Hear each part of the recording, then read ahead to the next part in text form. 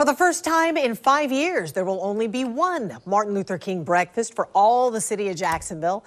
This comes after the local NAACP agreed to host the breakfast alongside the city. Tarek Miner's here now with more on the announcement, and Tarek, the reason for the change of heart. Well, you know, the Martin Luther King breakfast has been a tradition in Jacksonville for the past 35 years, but it wasn't until 2019 when the NAACP members say that they saw the breakfast for MLK Day going in a different direction, so they decided to host their own.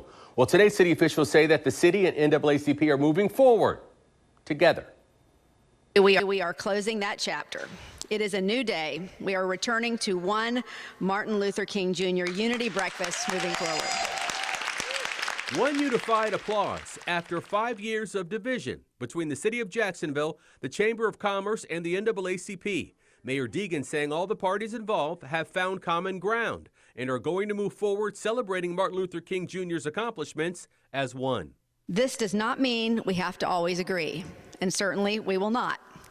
It does mean that when we are in loving dialogue with each other, and when we take the time to listen, truly listen to each other, we are more likely to find common ground to move our city forward. There were groups that wanted to take the breakfast in a particular direction.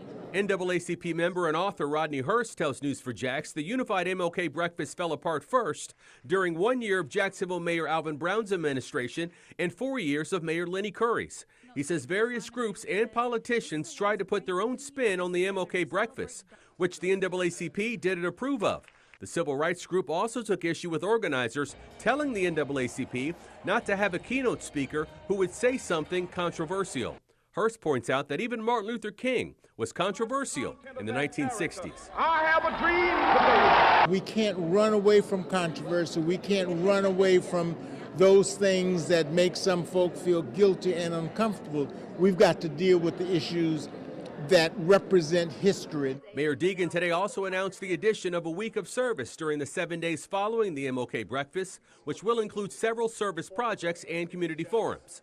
Given that we are coming together after being apart for a little while, the program committee unanimously felt that it would be best to have this year's breakfast feature remarks from our 4 partners. Parvez Ahmed, who's the chief of diversity and inclusion, says those partners include speakers designated from the city of Jacksonville, the NAACP, the Jacksonville Urban League, and Jack's Chamber. Local leaders are hoping the city is stronger together. There's too much hate in this country that some kind of way we're going to have to come together as one people, regardless of race, color, or creed. Now, the NAACP breakfast will also feature the winning essays from elementary, middle, and high school students. For more information on the breakfast, which is being sponsored by Florida Blue, you can visit jacksmlkbreakfast.com. We've also posted this website on ours, news4jax.com.